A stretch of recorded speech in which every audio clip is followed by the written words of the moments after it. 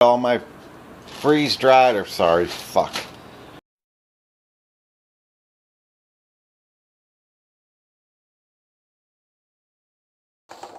I'm not going out in the woods and eating food that doesn't have a little bite to it. Fuck that.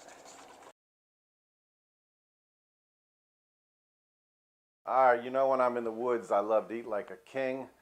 Today we're going to cook a more traditional red beans and rice, Louisiana style, using the smoked ham hocks and all that wonderful smoky, spicy flavor that comes with red beans and rice. But to start, let's go back to yesterday and what I did to prepare so that I could make them today. Alright, this is yesterday. We're back at yesterday. And what have I got for our traditional red beans and rice? I've got a package of 4 smoked ham hocks. We're going to stick these in a pot. Let's take a look at that. Got your ham hocks in a pot. So we got our ham hocks with almost 8 cups of water. We're going to simmer those ham hocks for about 6 hours or so. And in the meantime, remember it's yesterday, I got a pound of small dried red beans. Let's put those in to soak overnight.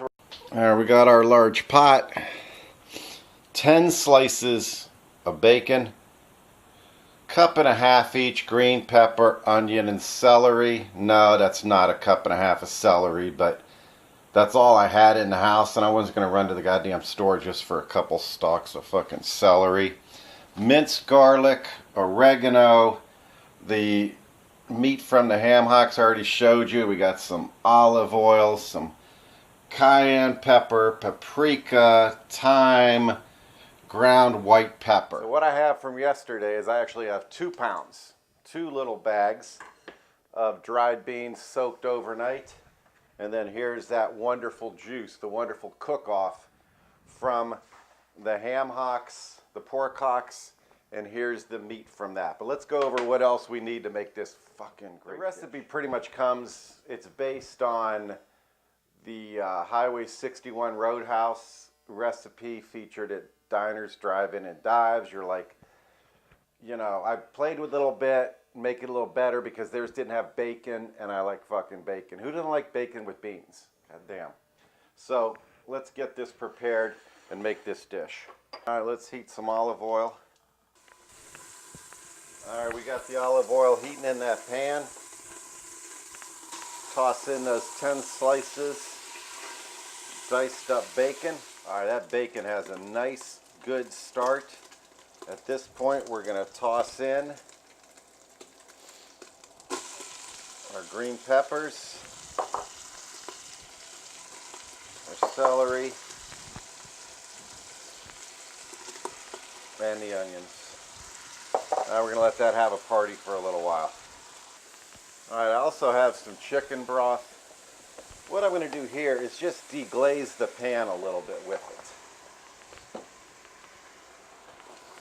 Get all that good bacon flavor up from the bottom of that pan. We don't want a lot of shit sticking to the bottom of the pan. Go ahead with our minced garlic.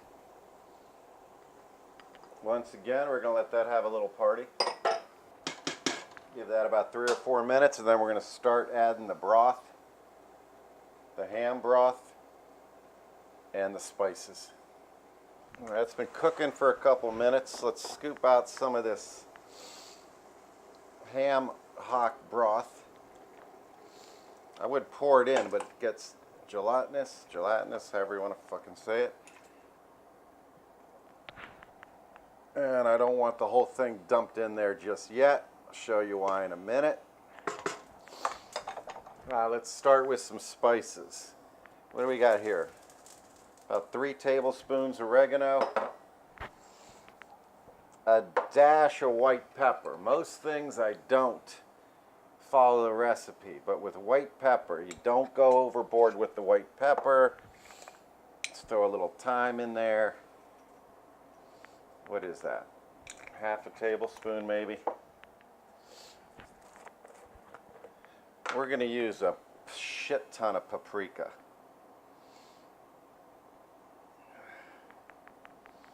I wouldn't doubt that's over 1/2 cup.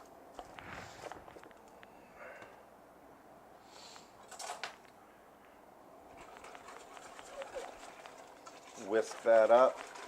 Oh, yeah. All right, now the cayenne pepper. The recipe from Highway 61 calls for like 1 teaspoon. And it says that makes it spicy. Fuck that. No 1 teaspoon of cayenne pepper makes anything spicy. They even say maybe use just 1/8 of a teaspoon. Where the fuck would you use 1/8 of a teaspoon of cayenne? So they call for a teaspoon. Let's go 1 tablespoon, 2 tablespoons, 3 tablespoons. I'm not going out in the woods and eating food that doesn't have a little bite to it. Fuck that. Alright, let's get some of that fresh ground pepper in there.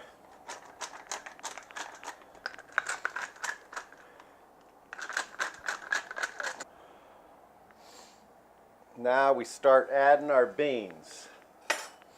Now remember, this is twice the recipe.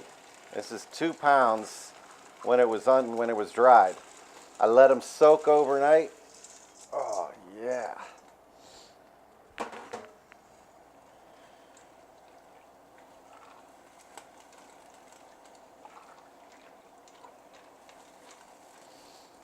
It's just about covered, but I'm gonna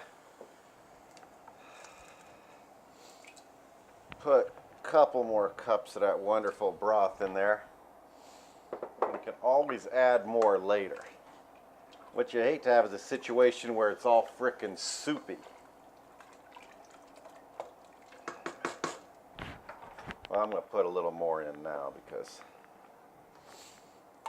Alright. So that's enough for now. Let's bring that up to a boil. So I got this red beans and rice ready to simmer. But just a little backpacking tip.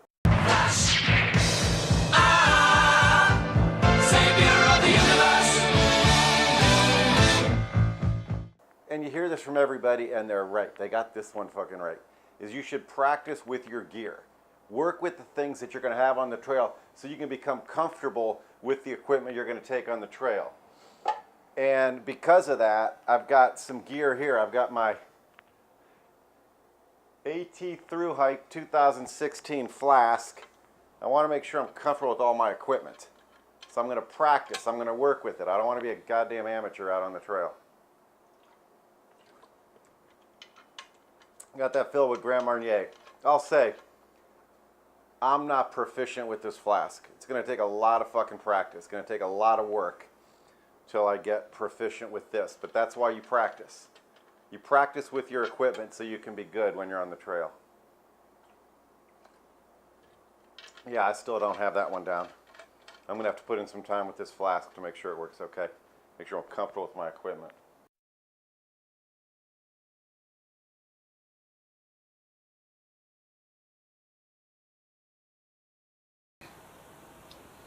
It's past midnight. Has been simmering for probably around 8 hours.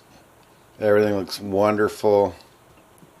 Just got back from bowling on league night.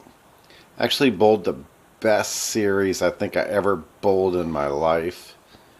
268, 215, 279. Still haven't bowled a 300, but averaging over 250 for 3 games is pretty fucking good. So what we're going to do is let this cool for just a little while. We're going to put it in the dehydrator, but oh, look at that. That's some fucking good shit right there. So now I'm just going to scoop this out. Put it on the dehydrating trays.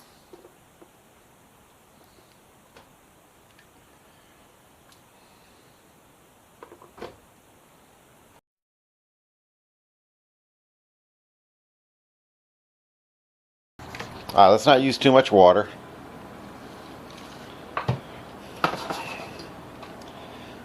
Just enough. There we go. That's just enough. Let's crank up the pocket rocket and get that up to a boil. Just look how wonderful that already looks. Let's just turn off the heat.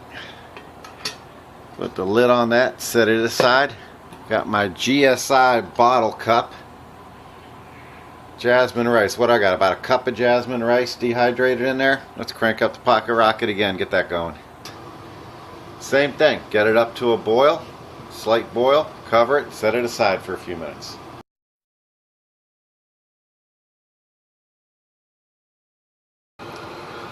Alright.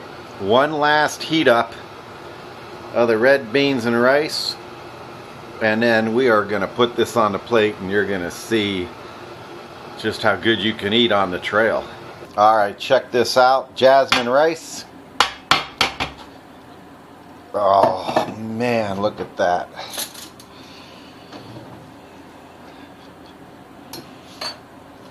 Red beans and rice with sausage. Alright, check this out. That's just 4 ounces.